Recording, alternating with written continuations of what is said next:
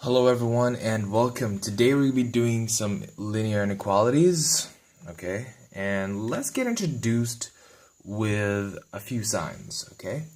So we have this sign, which is greater than, okay? This sign means greater than. So if I give you two numbers, say 3 and 5, you'd put the 5 here and the 3 here because 5 is greater than 3, right? This sign is smaller than. Okay, it means if I give you the same example with 3 and 5, two numbers, where would you put the 5? You'd put it here, of course, and you put the 3 here because 3 is smaller than 5. Okay, this is a simple introduction. So let's just have an example here. We have x is larger than 8. Okay, so that means x could be any value that is larger than 8. Okay, now how do we represent that on a number line? So let's draw a number line.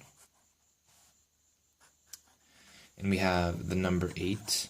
Now x could take on any value that's larger than 8. So it could go on for like up to infinity. Okay, up to infinity. But it just can't be equal to 8. It just can be larger than 8, but it can't be equal to 8. So what we do in this case is we put a circle, an open circle.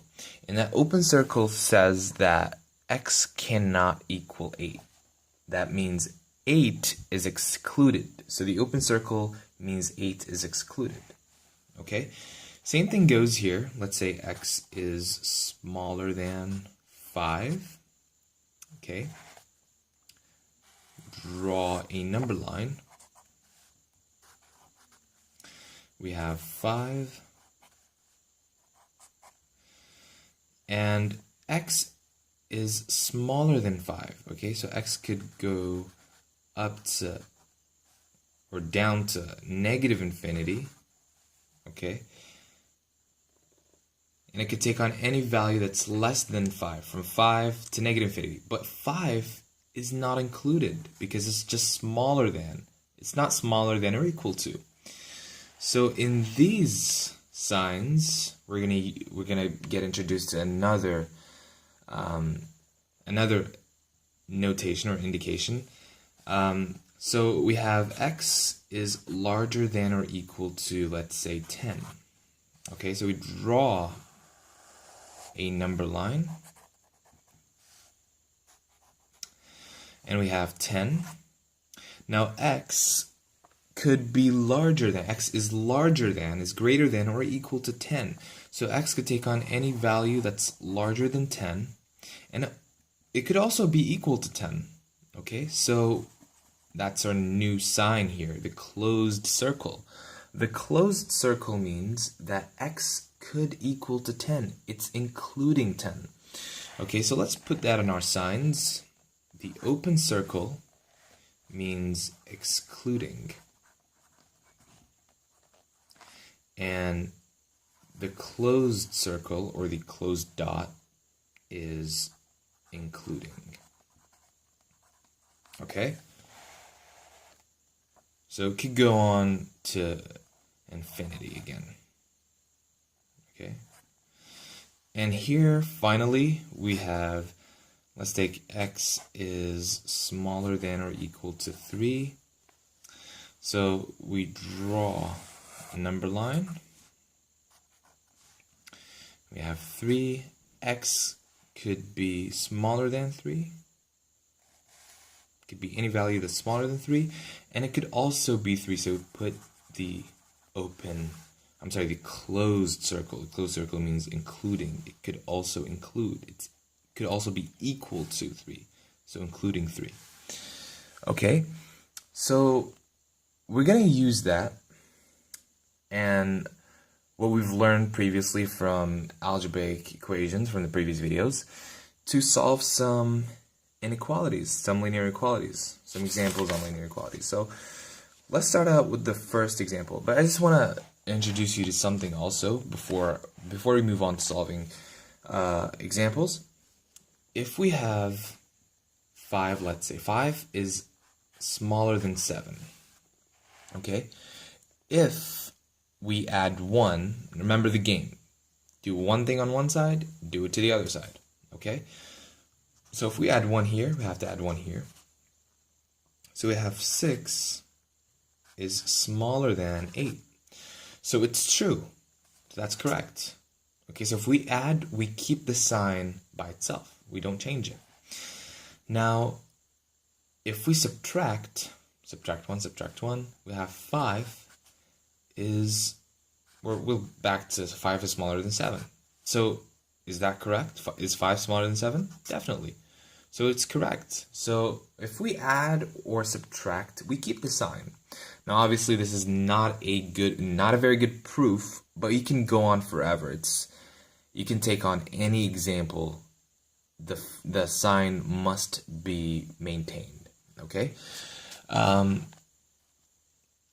If we, let's say, multiply by a positive number, 5 is smaller than 7. Let's multiply by 2. Let's multiply by 2. We have 10 is smaller than 14. Is that correct? It is correct. So if we multiply, we add by positive number. And, well, if we multiply by a positive number, the sign is maintained. If we add or subtract, the sign is maintained. But if we multiply by a negative number or divide by a negative number, we're going to have to switch the sign. Here's the proof. If we have 10 is smaller than 14. Let's take the same example. And we multiply it by negative 1. So 10 times negative 1 and 14 times negative 1. So you have negative 10. Is negative 10 smaller than negative 14? No. Negative 10, if we look at the number line, coming from negative infinity to infinity, we have, well, we know negative 14 is here, and negative 10 would be somewhere here. It's after it. Negative 10 is larger than negative 14. So in the case when we multiply by a negative number, we flip the sign, so it becomes negative 10 is larger than negative 14. Or if we divide by a negative number, the same thing. We flip the sign. So if we divide or multiply by positives, we keep the sign. If we add or subtract, we keep the sign. But if we multiply or divide by a negative number, we switch the signs. Okay? So let's take that and let's solve 2 very quick examples. So we have 3x plus 2 is larger than x minus 5. Okay? So how do we solve that? Well, let's combine the x's. Let's subtract an x from here. Subtract an x from here. So 3x minus x plus 2 is larger than negative 5. Now, let's subtract 2 from here because we want to keep the x's by themselves. So you have 3x minus x is larger than negative 7. And 3x minus x is 2x. 2x is larger than negative 7, sorry. Okay?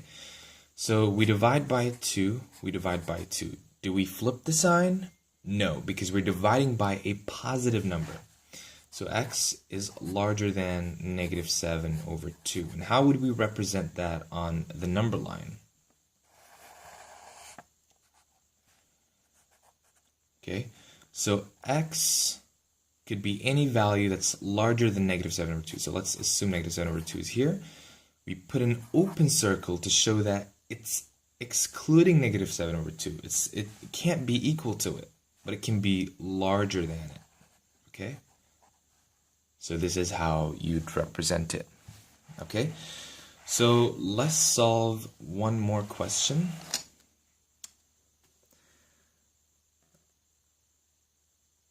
Two minus 3x is larger than or equal to 1. Okay? So again, let's keep the x's by themselves, or let's keep the x by itself. So we subtract 2 and we subtract 2. Okay, so we have negative 3x is larger than or equal to negative 1. Right? Now notice we're going to have to divide by a negative number to keep x by itself. So we divide by negative 3. These two will cancel out. We divide by negative 3. Now negative 1 over negative 3 is the same. Now these two negatives are going to cancel out. We're going to have a 1 over 3. But since we divided by a negative, this sign is going to switch. So it's going to become x is smaller than or equal to 1 over 3. Okay? And how would we represent that on the number line? Well, if we look here,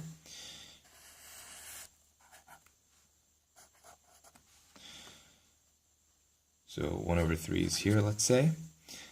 X is smaller than or equal to 1 over 3. So it's including 1 over 3. It could be equal to 1 over 3, and it could be smaller than 1 over 3. So this is just a start off to linear inequalities, a very basic introduction. I hope you enjoyed the video, and I will see you next time.